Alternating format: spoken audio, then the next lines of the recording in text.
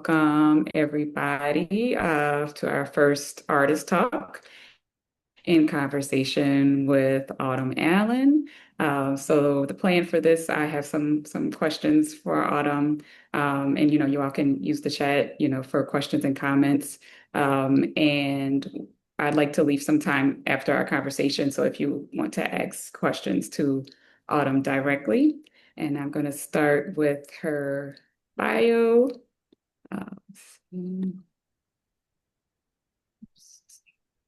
Okay. Let's see. So, Autumn Allen is an educator, editor, award-winning author, and a children's literature specialist. Her debut young adult novel, All You Have to Do, was a People magazine must-read for fall 2023 and a Kirkus Review's Best Young Adult Book of 2023, a Black Caucus of the ALA debut honor award winner, and it was longlisted for the Massachusetts Book Award. Her second novel, You Only Live Twice, which I have here, hope you see it, sorry, um, has earned starred reviews from Kirkus and Publishers Weekly and is a JLG Gold Standard selection. Her forthcoming picture books include Step on Board, Sculpting, a Memorial to Harriet Tubman, illustrated by Akua Holmes, To Know by Heart, which will be with Simon and Schuster in 2027, is a picture book introduction to the enslaved Muslim scholar Omar ibn Said, illustrated by Daniel Minter, and also Answered Prayers, coming from Knopf, which is illustrated by Charlie Palmer. Autumn is the senior editor at Barefoot Books, and she teaches literature, writing, and publishing to students of all ages. She grew up in Boston and lives in Massachusetts with her family. Welcome, Autumn, our first Artist Talk participant. You. Happy to have you. Happy to be here. So I'm just going to start in with my questions. So Autumn, so you're an editor and an educator, right? And this is your first novel, excuse me, came out in 2023, and now you have your next YA novel coming out. So um, just gathering from what I understand from like your bio, so you were, established as an editor and an educator. So was writing always something that you wanted to pursue, or did it come about later in your professional life? Yeah, so actually editing is fairly new to me as well. My timeline for editing and writing is similar. I pretty much went back to graduate school in 2015, 2016, somewhere around there, and studied writing for children and children's literature. And when I graduated from that program, that's when I started reviewing books and, trying to revise the manuscripts I had started in school, and also sort of through internships got my path into editing.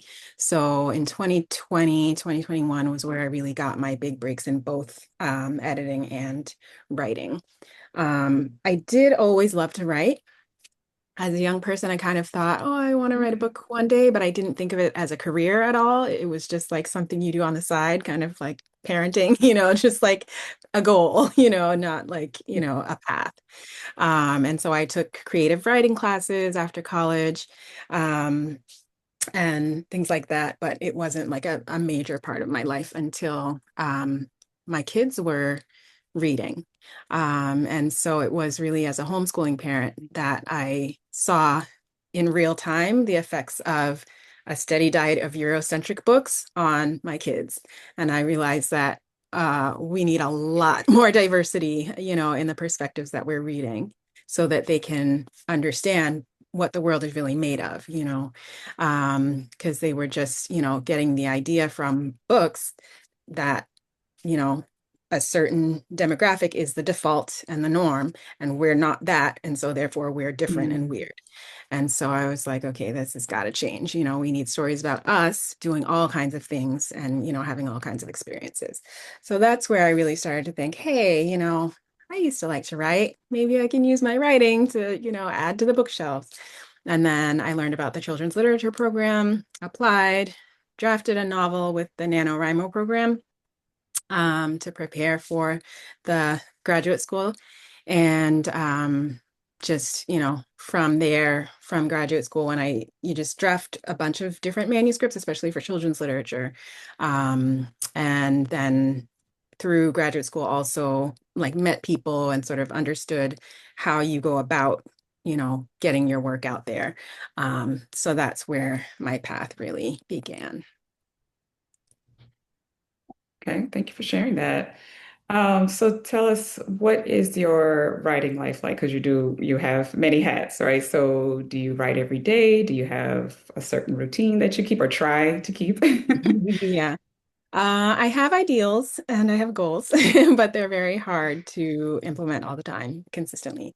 So I now have a just accountability. It's a very tiny group, people who we either meet up on Zoom once a week or twice a week, or just text and say, "Hey, are you writing? What's your goal?" And so we know like when are the days that we are available to do some writing, and then check in and make sure that it's happening. So I work 3 days a week. So that leaves me some time to sort of say, okay, here are my writing days. And so Mondays and Fridays and weekends, I try to block off about 2 hours in the mornings.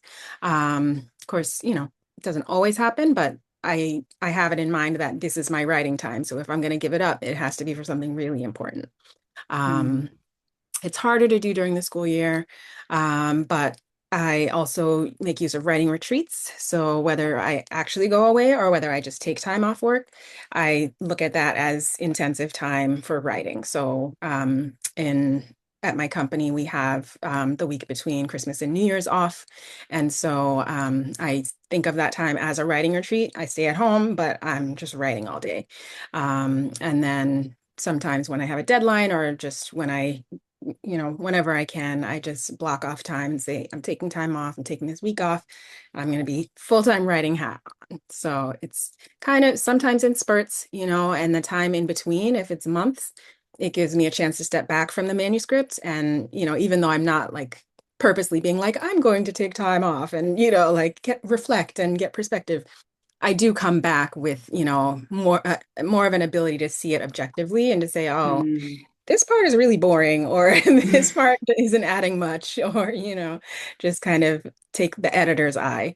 And sometimes that has me starting, um, not from scratch, but really kind of re-envisioning what I'm doing with a Mm, project.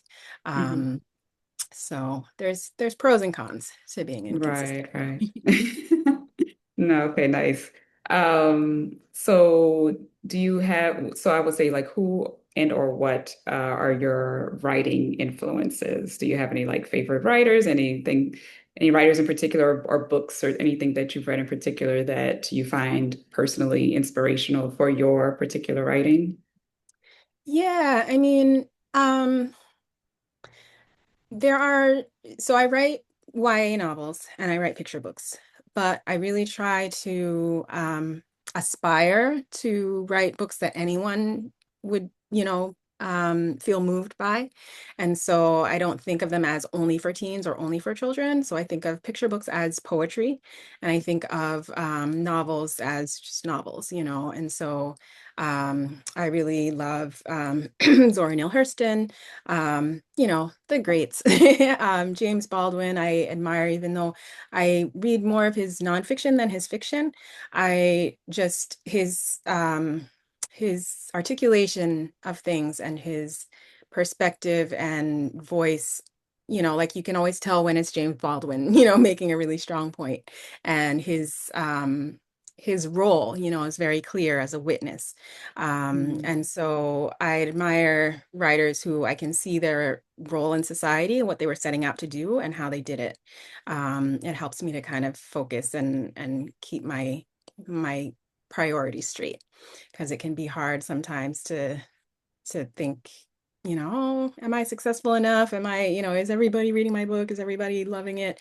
But if you're clear on what you're trying to do and who you're writing for, mm. it's a lot easier to stay creative and to, keep going. Thank you.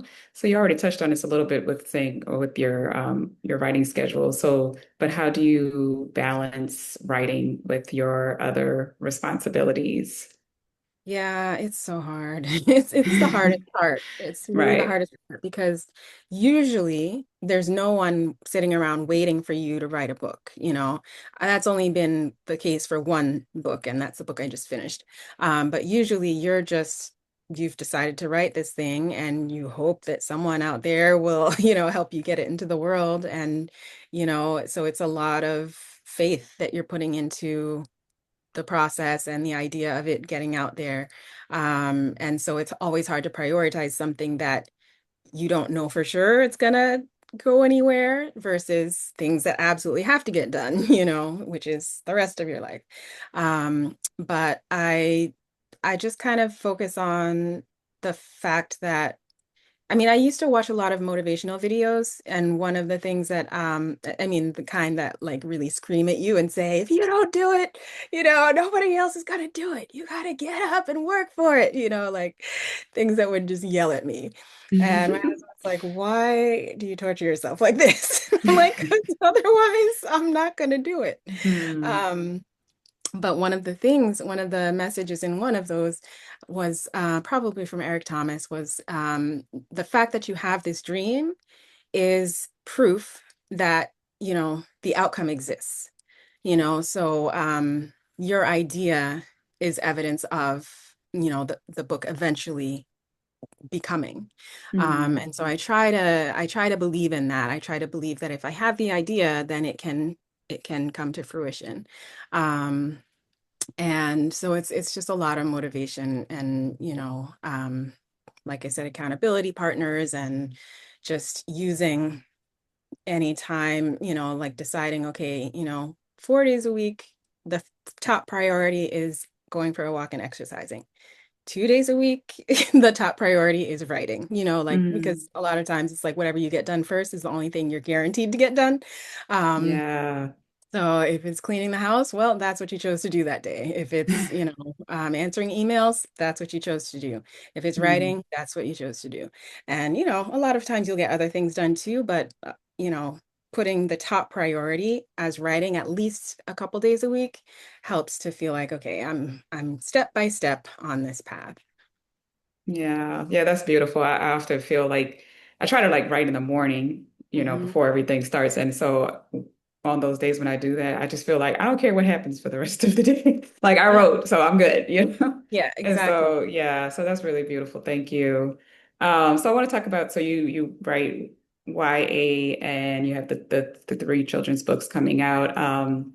What draws you to those genres, and do you have any interest in writing in other genres?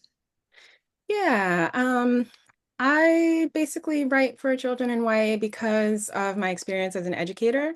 Just looking like my main vehicle for educating and teaching was children's books. And so not being able to find books on topics that are so important made me feel like I need to like stock the shelves with, a library of books that I would have wanted to have when I was raising my kids and when I was teaching. Mm, So that was like my priority is one of my goals.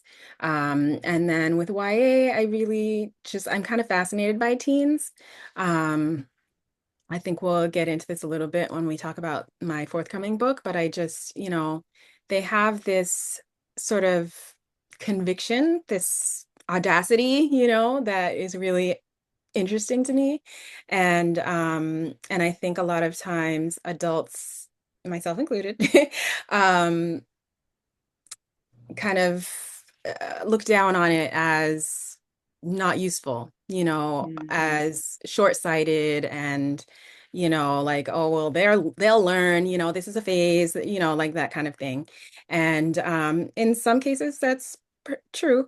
But also there's this energy that I don't want us to dismiss or take lightly um, or let them like push away, mm. especially when they're in this phase where they're learning and they're growing and they're deciding what's important.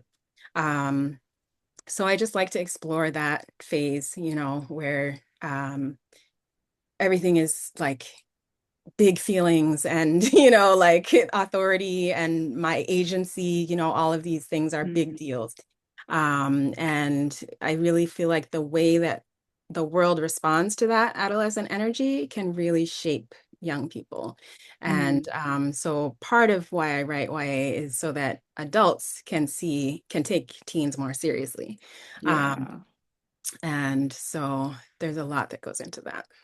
Yeah, yeah, thank you for sharing that. Yeah, I taught high school, and so that was one of the things I quickly realized, like, if you're going to get anywhere with them, you need to take what they're saying seriously, even if you're like, like Mhm. as an adult, like, okay, I don't know if that's going to work. But you Mhm. can't tell, because they'll shut down, like they don't Yeah. want to talk to you after that, right? So you have to, honor where they're coming from, right? Mhm. Yep. And that's how you get them to open up to you. Yeah, so thank you for that.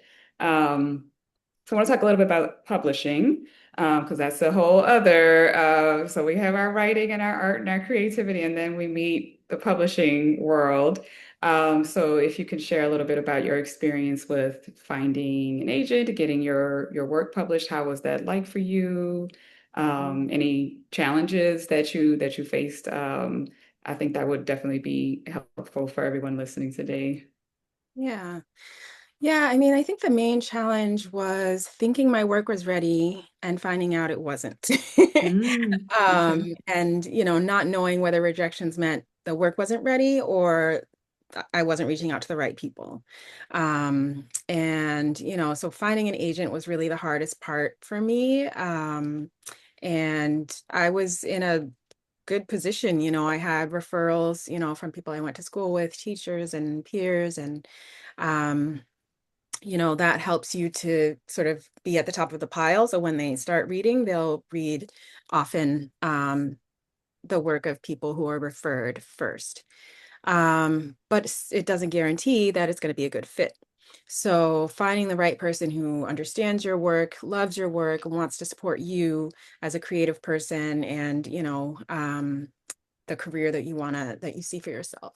That was really hard, but I basically worked for about 3 years after my MFA, just revising and revising. I did some querying, but rejections came in, and I just kept revising and kept working and kept applying for different opportunities. And eventually, your skills level up and you're ready for the opportunities that come. So by the time my work was really, as good as I could get it, because of all of the classes and conferences and, seminars and books I had read and all of that work I had been doing in those years, then when I got the opportunity to query really good agents with good references, my work was ready. And so it was a good experience, sort of at that point, finding an agent. And it was just a matter of, figuring out who's going to support you. Mhm. Um, and then with the publishing world, whew, it's rough out there. Yeah. Um, but having a good agent helps a lot. And my advice when working with an agent is to pay attention to their interaction with you, because an agent's reputation is pretty much their currency in the publishing world. And Okay. so if they're treating you with any sort of disrespect or lack of professionalism or anything that feels off, then they're probably treating other people in the industry that way too. And so they may not be your best ambassador. Um, so I can speak as an editor, like there are agents that we don't particularly want to work with. When we see Okay. an email from them, we're like, oh gosh, this person again. And so, you want to make you want to pay attention to how an agent treats you. Um, and yeah, with publishing, I work at a small publisher and my books are published by a large publisher. And so I kind of see both experiences from two different sides. Um, and there are pros and cons to both. Being at a big publisher is like being a small fish in a big pond. There's so many books they're working on. It's really hard to get attention. You have to be a Mm, squeaky wheel. And again, it helps to have an agent who's well respected. But your agent can also help you understand like what to expect and what not to expect. But they should fight for you regardless. Like even if it's, something that you may not get because you're not a big author or a lead title, they can still advocate for you and say, hey, what about this? Because what's frustrating about publishing is that people don't just come out and say, your book is not a priority. Like, we're focusing on this other title over here this season. So, you just be happy with the crumbs that you get. Like nobody's going to mm, say that outright, but you just have to surmise based on what you're experiencing. Um, so an agent can help sort of push and say, hey, what about advertising? Is there going to be any of this, any of this? And then they have to at least answer, even if they're not going to give you all the things. So yeah, I find an agent very helpful. But then, mhm, if you do go with a small or independent publisher, that can be another way to get the care, that you as a creative person want. And then, the trade-off is just kind of distribution and, the wide reach. But, at a big publisher, sometimes you have to do that promotion yourself anyway. mhm. So it's really kind of just assessing your options and figuring out what kind of work you're up for. Yeah, and that's a good point about because that's something that I've heard, like, with so many books out and publicity, and also obviously, like racism and publishing and things like that, that even at the like bigger, well, maybe not some bigger name writers are like having to pay like purchase their own hire their own publicist, Mhm. right? So to get more publicity. Have you like do you feel that you have to do a lot of like self-publicity? I am this time around. The Mm, first time I felt like I got good support. And that was, it's always kind of like a setup based on your experience getting the book bought. So there was a little competition. It wasn't like a huge auction, but small, a few different editors wanted my book the first okay. time around. And Nice. so they had to kind of promise things like, okay, if you go with me, you'll get XYZ. And so Mm, then yeah, they kind of have to follow through on that. I also feel like I worked on that book so hard, like so many years. It was the book that I taught myself to revise on it. And it had two timelines, both historical. And so I did a lot of research and I just cared a lot about the story. You care about all of your books, of course, but it was just, I felt a huge responsibility to get it right. And so I put just so much effort into it. And when I thought I was done, I got a editorial consult and he had like a 10-page letter of more things I could do. And I was like, I'm done. And he was like, I know this sounds like a lot, but I just, your story is great.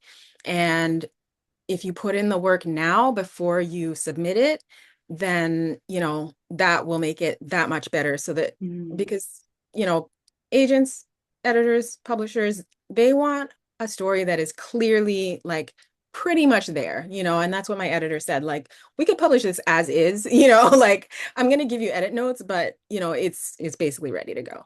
And so putting in all of that work ahead of time helps it to enter the publishing house as like a title that people are excited about mhm. because it's already in great shape. So once as soon as it's in the door, people are excited about it. So there's that. And then it was a two-book deal. And so my second book I wrote, on deadline with my editor. And so it wasn't the same experience. It wasn't like, it came in the door fully formed and everyone's like, oh, great, um, let's do this. So, they were supportive, but it's not the same experience. And so I am doing more of the promotion myself this time, Okay. and just kind of asking for the support that I need, as I go. So it's, you know, I'm trying to remind myself that, getting the book to readers is part of the journey and that it can be exciting.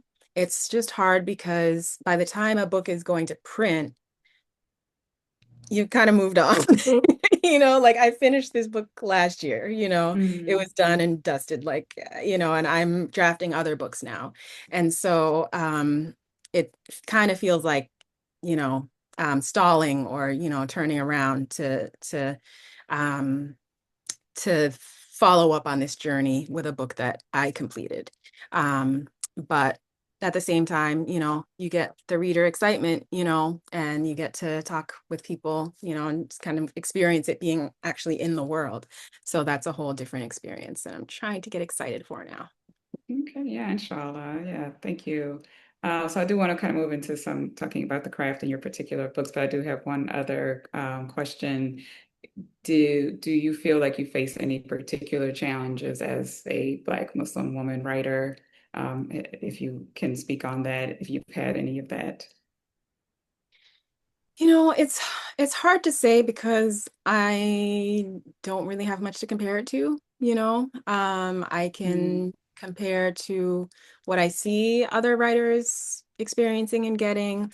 Um, but I really haven't been published for that long to be able to say, like, okay. I have a writer friend who has been published for like 10 years, and she can say like the difference between the We Need Diverse Books era and now, and say clearly like the difference in support of our books is like night and day. Mm, So she has a lot of kind of data in time to compare to. And I also see, at work that the changes that are happening in the publishing industry are not good for our books.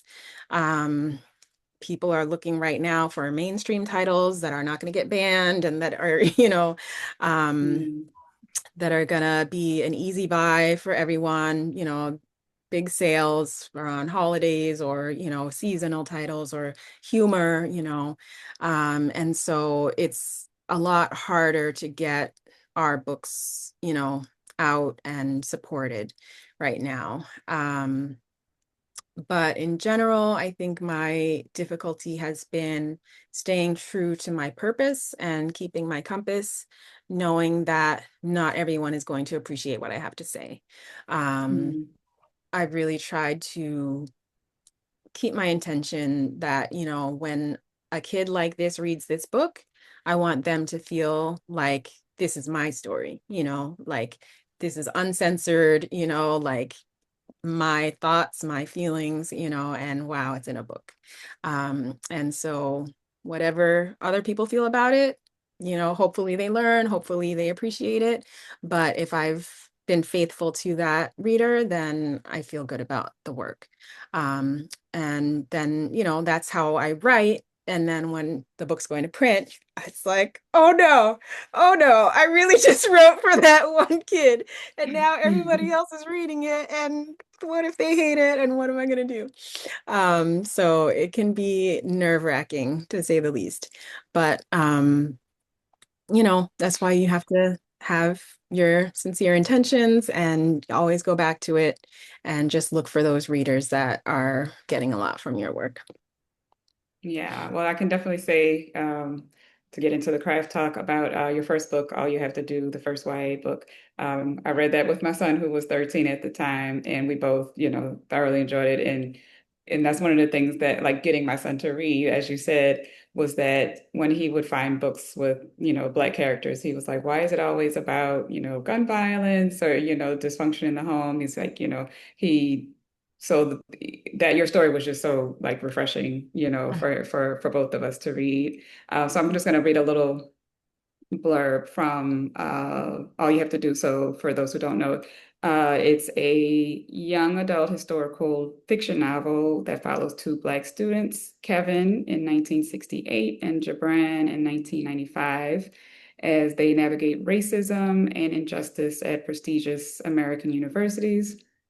exploring themes of identity, protest, and the ongoing struggle for equality across generations.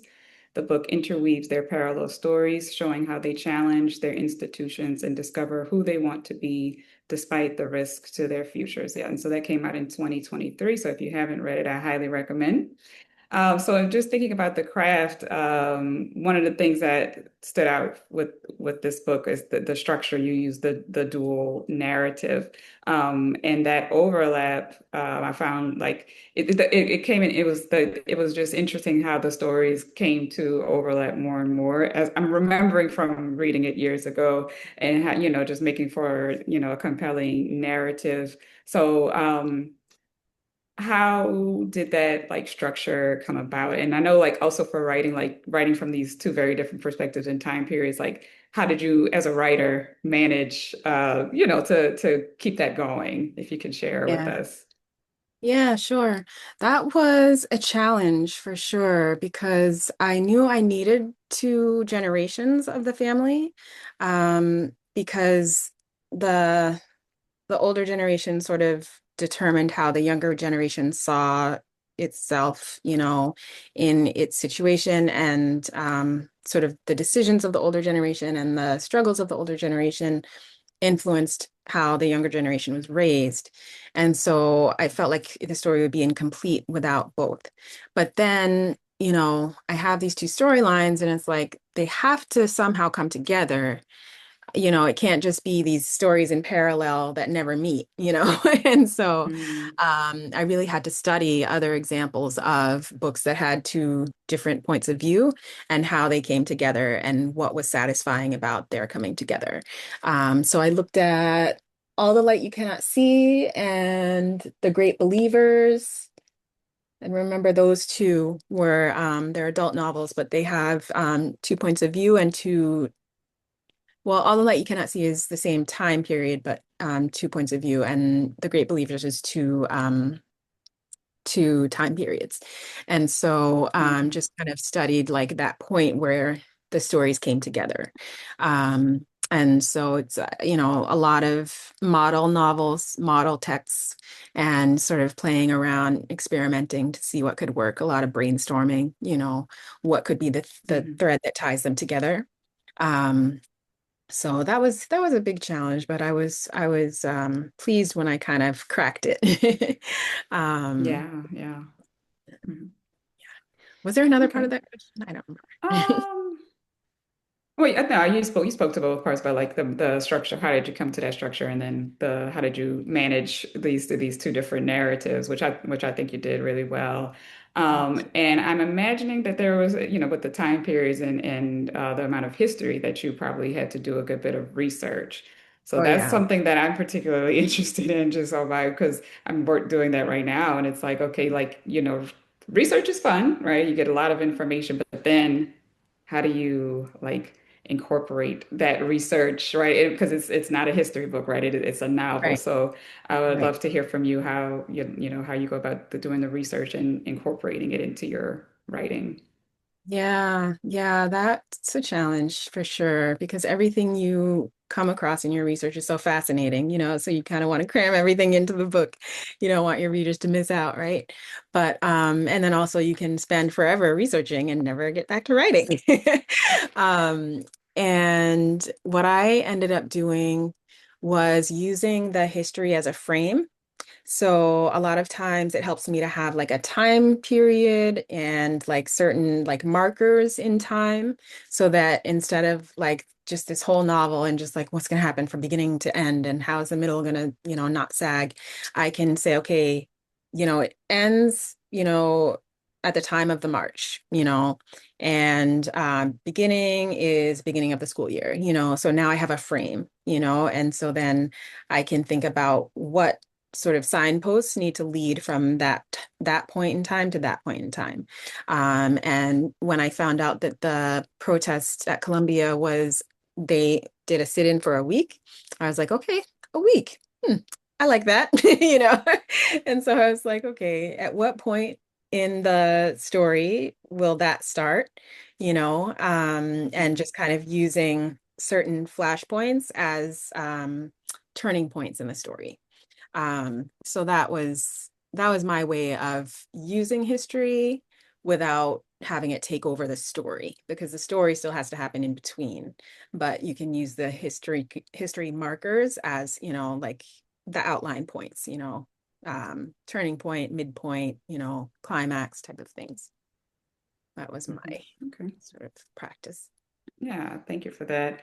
So I do want to talk about, so for both of your novels, there are difficult topics, right, addressed. Like so far, all you have to do, right, there's systemic racism and prejudice, issues of race and class. And then with your new book, You Only Live Twice, right, it's set in Boston in 2013, right, with the bombing at the Boston Marathon, right? And so, and then there's like the impact of these terrorist attacks on like the Muslim communities, right? So there's instances of anti-Muslim bias and profiling.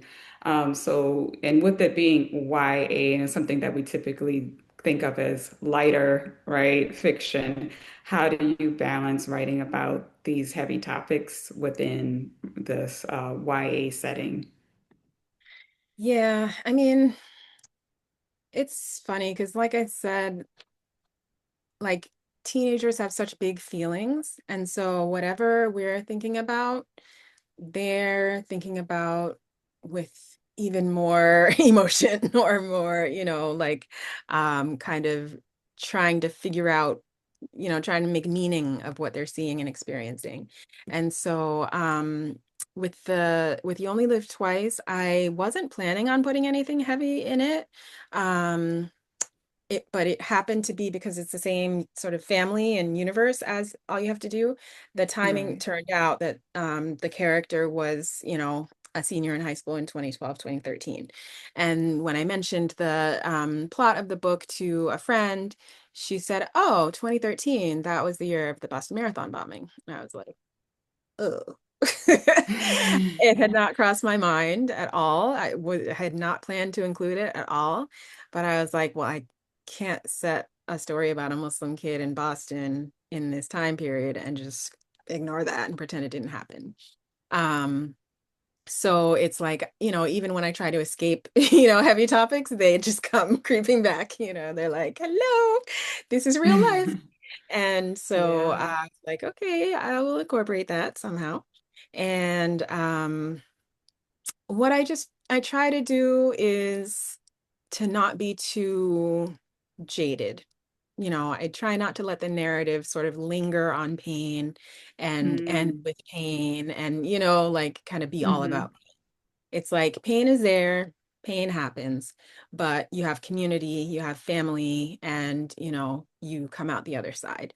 And the struggle continues, it's not happily ever after necessarily, but it's sort of balanced by the end, where you recognize the challenges, they're going to be ongoing, but you know who your people are, you know what to do when you get overwhelmed.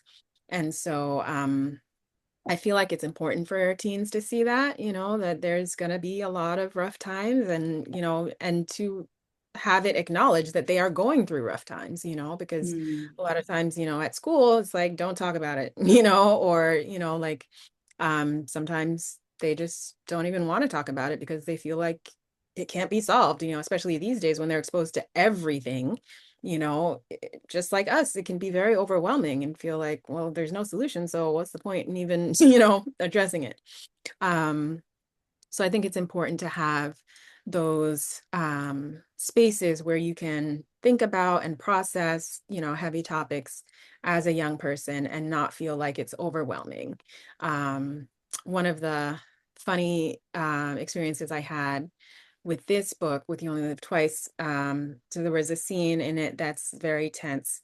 And my daughters were reading the manuscript for their book club. I basically assigned it so that they would all have to read it and give me feedback before my edits were due.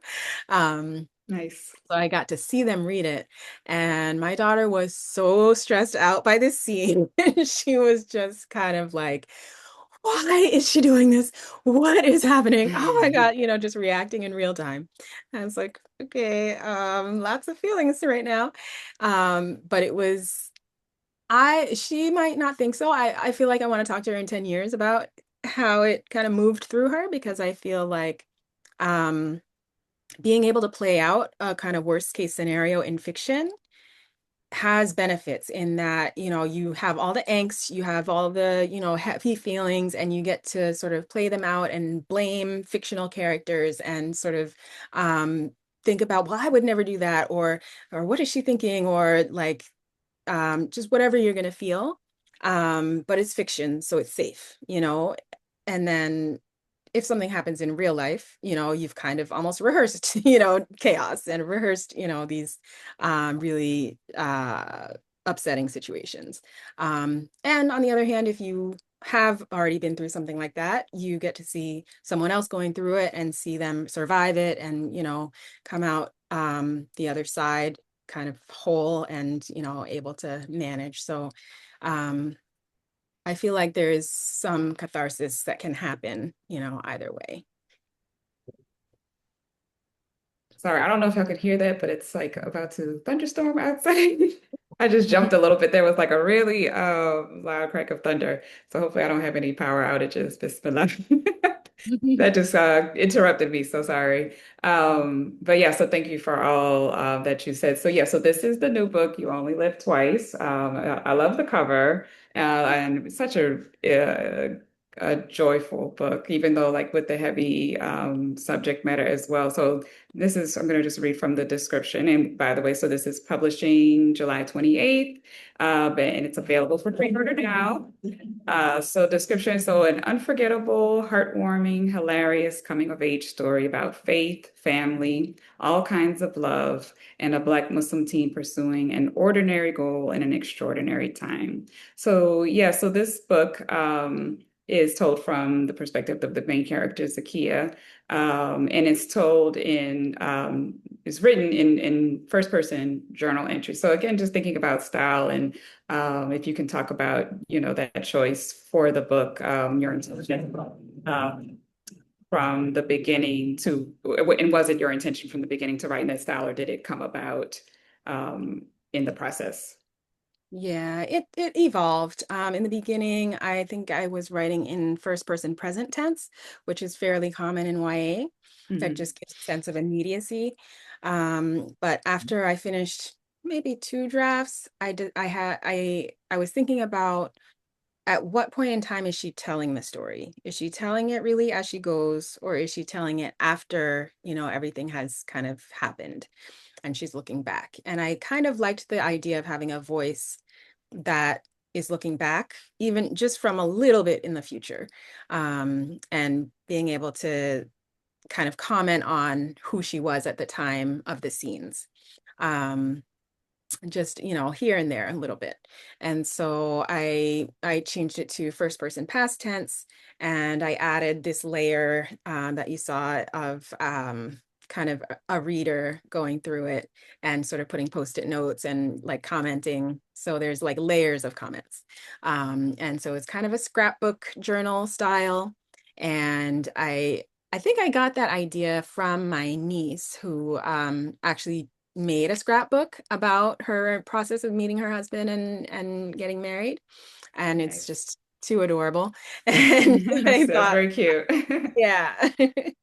um, and so I kind of took that idea and ran with it, and made it kind of a journal slash scrapbook combo. That was Yeah. really fun. Broke things Yeah, I up. didn't think of it as a scrapbook, but that's a perfect way to describe it. Yeah. So yeah, so Zakiya. So she's such a memorable character. I love her voice. And she's just such an interesting like mix of like traditional and modern, right? She's really strong on her dean, right? But she's also headstrong in her pursuits, right? Like she's very blunt, right? And she's unapologetic, right, about like her beliefs. So like what inspired this character? I would love to know. Yeah. I I really like to write characters that are stronger than me, stronger Mm, in a sense of unaccommodating, and unapologetic, like you said, just kind of, this is who I am, take me or leave me. I don't care if you leave me. Bye. Um, I think it's just really fun to kind of role play in that way.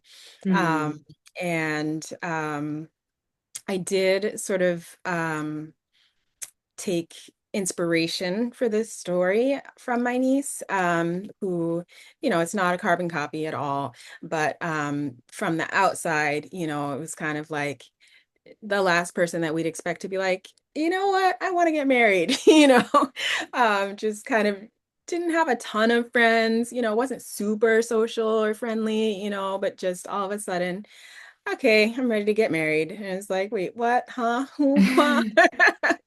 Um, and so she got married at 17. And that was kind of the youngest we had seen in our family. I converted to Islam when I was 20. My sister converted when she was 16. And so, we have kind of like half and half Muslim, non-Muslim family. And like it was just kind of like the youngest, marriage that we had seen. And so I just kind of wanted to get inside her head and kind of figure out, how do you go from just, being a typical teenager to all of a sudden, I want to be a married teenager. And Yeah. just kind of fascinated me, even the process of finding a husband as, a kind of traditional Muslim. How do you go about doing that search and getting to know someone and, getting to a point where you feel comfortable? Um, all of this will be instructive for me as well, as I have three kids who are teens. And so, yeah, I just kind of wanted to give her that sort of strong personality that was like, I know what I want. I may not have all the wisdom about how to do it or how to, make it go well, but, help me out, like to her people, which is a Mhm. very small group, so that we can kind of explore what it means to decide, make big decisions like that as a young person and what it means for communities to support young people. Yeah, yeah. Thank you. Yeah, that's one of the things like I noted with the book, like the themes of like it's about like love, like romantic love and marriage, right? But like and also finding a good partner, right? And these all of these challenges for a teen. Like I love that she like you brought in the different characters, like you said, like non-Muslim and Muslim talking about love and partnership and it's very like it's wholesome, right? It's a wholesome story in a lot of ways, but it's also um, um, not a fantasy, right? Because some of the characters have had, relationships that didn't go well. So there's that perspective as well to help Zakia, right, as she's, thinking about it for herself. And I was curious about your choice of like a teen, a teenager pursuing marriage. Like I know like for it's still somewhat like it happens, right, in some communities, but I definitely feel like in our times, like there's like more Muslims like delaying marriage, Yeah. right? Even into the 30s. So, why did you choose to write about this pursuit, of a life partner? And also, like, did you have any conflict in writing about that, like with it being a teen character? Yeah, I mean, I I'm fascinated by the topic because I am decision averse. I feel like big decisions stress me out. Even small decisions stress me out. If I'm looking at a menu, I get really stressed out about what am I going to order, and what about the thing that I don't order? What if that's better? And so really, my daughters were teenagers when I got the idea for this book, and they were not talking about marriage, not in the sense of like I'm ready to get married, but in the sense of just thinking about marriage. And it wasn't an experience that I had as a teenager because I wasn't Muslim, I guess. I just didn't think in terms of marriage at that age. And so for me, for a 15-year-old to be like thinking about marriage was kind of like, whoa, what? You're so young, why would you even Yeah. be thinking about this, Right. But then I realized, well, I mean, if you're not thinking about boyfriends, I guess, but hormones are kicking in, I guess, that's where your mind's Yeah, going to. yeah. And so it just felt like a realistic thing, to contend Hmm. with, whether it's, encouraging or discouraging or, like however you're going to deal with it, you have to deal with it. You can't just say, like, don't think about that. Shut up, stop, like you have to deal with it. So I wanted to kind of think about what that journey looks like, from the time you first start thinking about it to really getting serious about it and then to making decisions, like taking actions, and making decisions. So it's really kind of I kind of like to write about experiences I haven't had, but that I've seen in real life that I'm close to, Mm. um, and explore, what could be and how things could go. Yeah, I would say that I appreciate about the story that it's like I kind of in a similar situation to you. Like I guess I feel like I got married young at 23, but I'm like 16. Like, oh my God, I was like I can't even imagine that. But again, like going back to what you said about the seriousness, right, of teenagers and their emotions, like it's just such a fresh perspective. Like, because you can't say that she's not being intentional and being, not being thoughtful. She's talking to the adults, right? So it's not just a whim, right? Like, oh, well, yeah, I'll get married, because I know like there's those narratives of like, especially for Muslim women, like that's the only way you can leave your parents' Yeah. house, right? Is if you're married, right? But Mhm. this story, right, kind of flips that idea, right? She's very intentional in her choice. So, and I think for me, like you said, like you're it's a YA book, but it like I'm in my 40s, but it appeals to me because I can remember, being a teen, right? And so and just yeah, that enthusiasm and energy and the risk taking, right? Because I'm risk averse too. So it's just like, yeah, her ability to like, jump out there. But it's also, I think, good for teens just to, again, just to think like, like you can plan these things, right? It's not a whim and it's not just, oh, I, want to leave my parents' house. There's a way Mhm. that you can do that that can be very, intentional and thoughtful, Yeah. and inshallah lead to a life partner. So yeah, that was really beautiful. I could talk about it more and more, but I am conscientious of our time. And I do would like for you to talk a little bit about, because I know people, there's always the question, like in our community, like, if someone wants to be, a writer, right? So, we get a lot of that. So just some advice from you, like if someone comes to you and says, I want to become a writer, like where should they start, right? So what would you say to someone who wants to be a writer? Yeah. So I would say work on craft and work on community. And ideally, the community leads to, connections and, good advice and pathways, towards what you need to get published, but focus on the community so that you're, um, you know, just like anything you want to get good at. I mean, if you want to get good at Minecraft, you'll be in a Minecraft community, like baking, whatever it is. We rarely make as much progress on our own as we would with others who have a similar goal. And so work on your craft, read a lot of books, not only books in your genre, but craft books and books about writing and books about being a writer. Um, and have that a consistent part of your lifestyle. When I in my writing hours, I spend some time reading about writing, and reading others work and writing my own work, so it's all part of that writing life. um, and then community, when there are book events, author events, anything in your community or online, just attend and listen and get advice and meet people. Try to connect with people who are in a similar situation as you, who are, trying to work on their manuscripts and get to a certain place. Get critique partners, get accountability partners, critique groups. All of this, helps you to like keep going on the path, because it's very easy to put it down and leave it down and 5 years later be like, oh, what happened to that book idea I had? Um, so it has to, take up a certain, chunk of your attention and focus. Um, So yeah, that's pretty much those are the main ingredients to me, craft and community. Mm.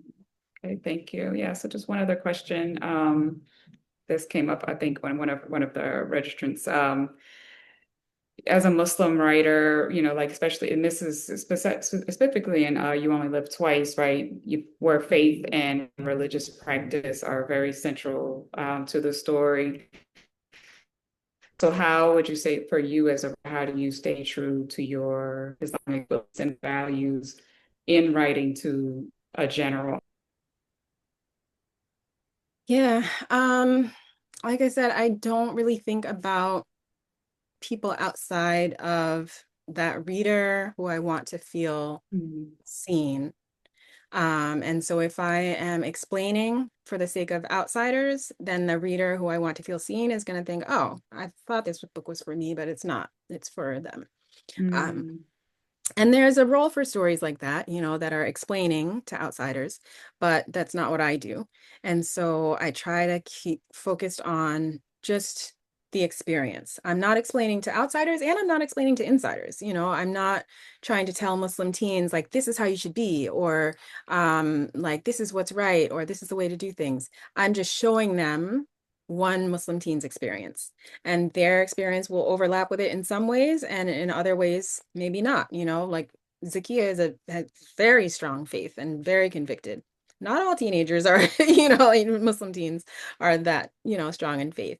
So some of them may feel like can't relate, but others may feel like I I feel like the stories about Muslim teens who aren't practicing or who are, like um have various complicated relationships with their dean, those are better represented than books about teens who have strong faith and mm, feel alienated because of it. There's um, so many ways in which society tells you that being a believer is foolish or, incompatible with having a good time or with, whatever it is.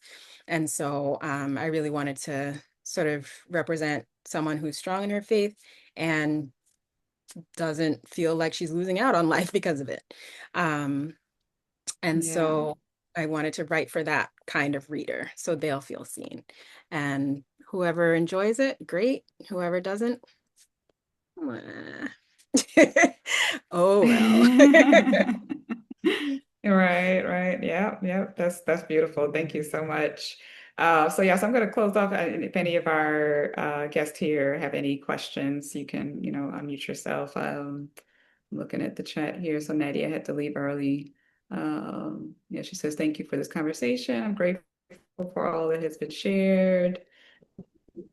There's so much lightning behind me. It's like freaking me out. Nejla, do you want to unmute yourself and ask your question? Alaikum. Like, Are there Like Black so. Muslim publishing houses that you can go to and Mm. because they can relate to more of what you're saying? How many are there? Any is Sapelo Square a publishing house? Well, I That's guess our that's two goal. Well, that's questions. my goal. I guess that's two Yeah, questions. yeah, inshallah, inshallah. Have I guess the question is, have you had contact with Black Muslim American publishing houses? Are there any out there? I don't know of any. I don't either. Yeah.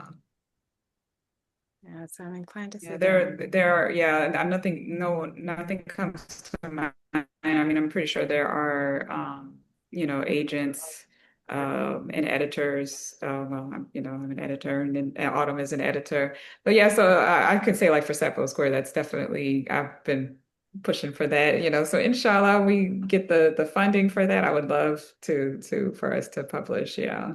Um, Thank you. Thank you. Right. Well, do you have Would a would question? that make it, Sorry. would that, I'm sorry, would it make it easier when you go through the process of publishing if you had, or if we had a plethora of Black Muslim publishing houses, Sister Autumn? Would it make it easier? Do you think it would make it easier? I mean, if we had one or two. I think it would be helpful. I mean, there's kind of a debate about oversaturation and quality. And Mm. so, the downside of like the publishing as it is that the demographic of editors and, people in publishing kind of determines what gets published and what gets pushed, promoted, and then therefore what makes certain lists and wins certain awards and all of that. And so if you change who's in power, then you change what gets published and what gets pushed. On the other hand, self-publishing and all of these other different ways to publish have created a scenario where so many books get published every year that it's hard for readers to find what they're looking for. And with the vast just differences in what's required to publish, you don't necessarily know what you're going to get. A self-published book may have been through all the rigor, that a regular publishing house would have. They may have hired an editor and gotten a designer to make their cover and, design the page as well, good print quality, all of that. Or when you get the book, it could feel like it was printed at Staples and, like no editing and, and so you don't really know what you're going to get. So I don't know that a lot of small publishers representing specific demographic is the answer, but at least one or two would help, to sort of be a clearinghouse for, okay, taking stories that rise to the top, giving them all the support and effort and love that they need, and then carrying them out into the world, with the backing of an institution, that can get the distribution and that can, put their name on it, their sort of brand, if you will, so that the book gets that push that it needs to succeed. Because, a lot of self-published books don't really go anywhere. They don't sell enough copies to really justify the time that was put into them. Um, so yeah, it's Thank you.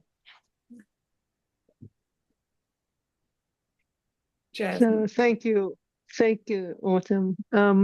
My question is, you said, what do you that so the question is, what do you see as your role in society Hmm. through writing? Mm. Oh, thank you for that question. I see my role as a storyteller to be shifting the culture. So if there's any way in which I can make certain readers a little more proud to be who they are, to feel a little more like to stand up a little straighter, to feel like there's nothing wrong with who I am.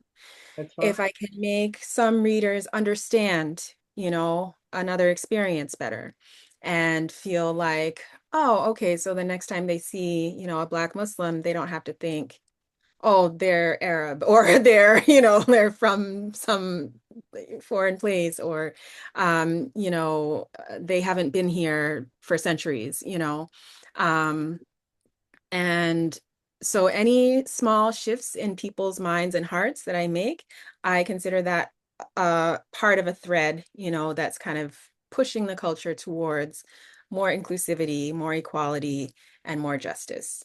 That's my hope. And especially writing for young people, I feel like the change starts when they're young because, the programming starts when you're young. And so if I can start from babies on up, that's then I'm pleased with my efforts.